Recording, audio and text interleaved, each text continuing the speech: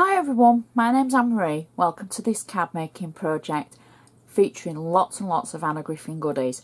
In this project we're going to make a gorgeous card, and if you like florals then this is for you. Everything I do use I shall put in a detailed list on my blog, so please feel free to check it out and check out other projects that's on there. There's so many. If you've got anything to say, please feel free to comment on Facebook, on my blog, or on YouTube. I can't reply on YouTube, but I can on my blog and Facebook. And just give me a little bit of time to reply.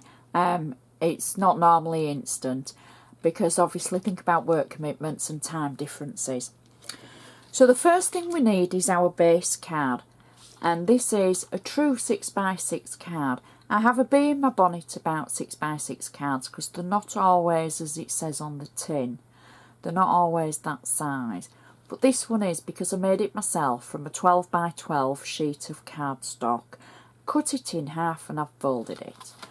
Even though I've done it myself, I'm just going to still give it another fold with my bone folder to make sure that crease is nice and sharp. So that's my base card. As always, we're going to do the inside first. So I know this is so many of you's favourite parts, which is great.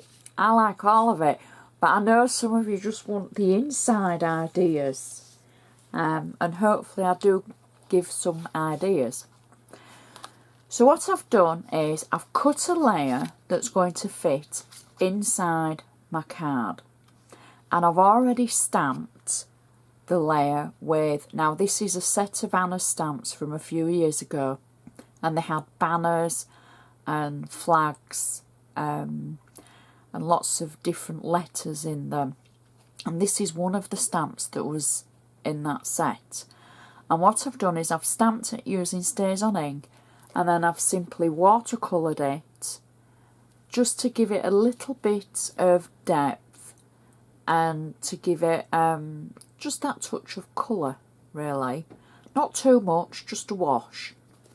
And just before I put this in the card, what I want to do is, I've got 2 strips of paper from Anna's Rose collection, and you'll notice I've inked just one edge with black ink.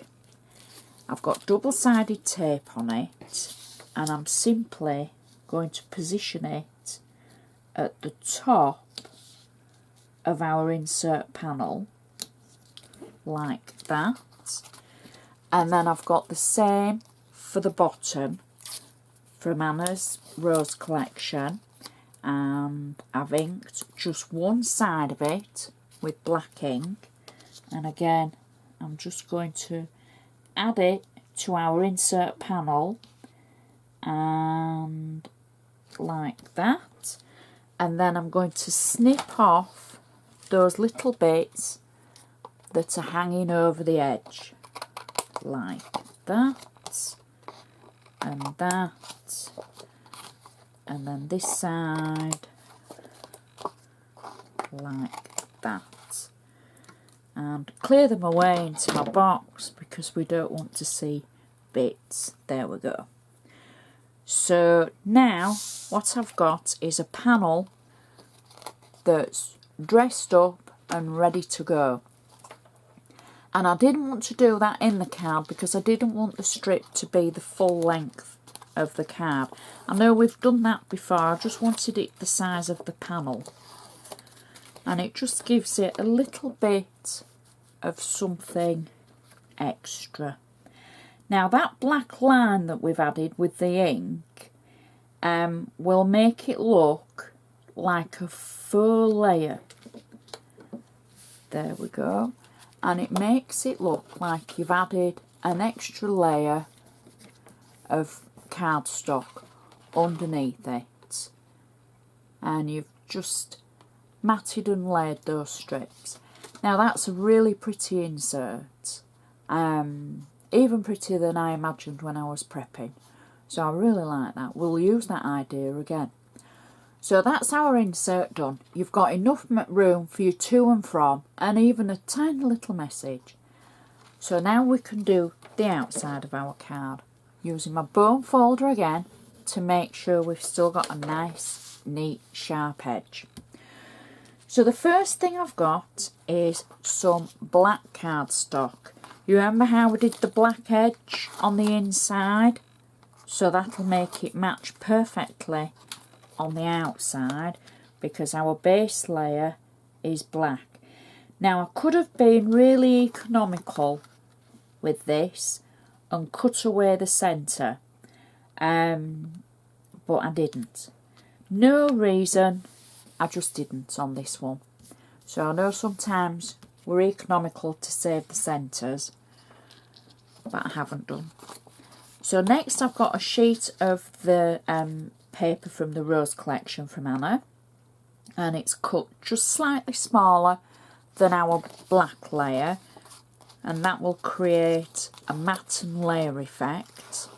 I've got double-sided tape on the back of this, and I can add this through the centre of our card, just showing that little black edge around the paper, like so. There we go. So that's looking really pretty already. If you were just wanting a note card, that would, you know, that would look great. Next, what I've got is a sheet of the pattern paper from the Rose collection, and this is actually the cardstock rather than the paper, for no particular reason. It's just, as I've got it, that's what I've used. So I've got double-sided tape on the back of it, and I've cut this layer so it's going to fit across the centre of our card, like that. And I'm hoping I've got it on nice and straight. Next, I've used one of Anna's, you remember the 12-inch border dies Anna did? I've taken one of those and I've die cut it in black, and it's like the ironwork. So I've die cut it and I've embossed it to be able to get the pattern through, and I just wanted something a little bit ornate for this. I didn't want a frame, I just wanted something a little bit ornate. Now you've noticed where I've put the tape on the back, it's just on the larger areas.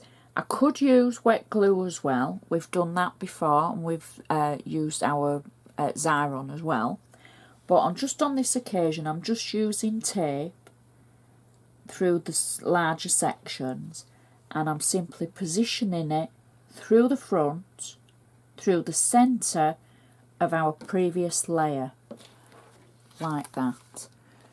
So that's nice and fancy through the centre. Next, I've taken the stickers from the Rose collection and the large oval that there is that says just for you, and I'm going to peel it away from the carrier sheet that it's on, and it will simply come away nice and easily, and there's lots of stick on the back of it. So I'm going to position it through the centre of our decorative layer that we've just added, like so. There we go, and I'll try and get it straight. There, that's better. So far so good. Next, I've taken 4 of the favourite flowers stickers from Anna, and these are the small blue flowers, and I'm going to peel the back of them away, and I'm going to arrange them around our sticker. And when I prepped for this, this is the little bit that I thought, oh, I'm going to end up jiggling these about, because I want to make sure they sit nicely around the edge, but I don't want them really symmetrical. So I'm just going to position them, and then I can jiggle them, as it were. Jiggle, the technical term. There we go. And last one. So these are really pretty flowers. The smaller ones are so pretty and so useful. So there we go. Slot that just in between the sentiment. And I think that's nearly how I set it up when I prepped it. Nearly. Just jiggle that. That's it. That's better. And so our flowers can sit around our sentiment, and then I can finish it off with a little bow. And normally, a lot of the time I go to the bottom, but I think this time I'm going to go to the top. Or, now you see, this is where I start getting a little bit pedantic and you're thinking, oh, Anne-Marie, just get on with it. So if I move my flowers up a little bit, like that, and then I can add my bow at the bottom. I still think it looks better at the bottom. There we go. That's better. I'm happy with that. And you might not be at home. You might be screaming at the telly going, no, it needs to be at the top. Put 2 on. Don't put 1 on at all. Put more flowers on. But that's why we're all different and we're all creative and we all enjoy what we do. Because everything we make is our own little creation. And all I'm doing is wanting to show you ideas and inspiration of how to get there. So it's kind of like a helpful map on a journey. That's me. I'm a map to show you just things you can do as you're on your way on your creative journey. So that's our card. And I think it's just so pretty. And I say that every time.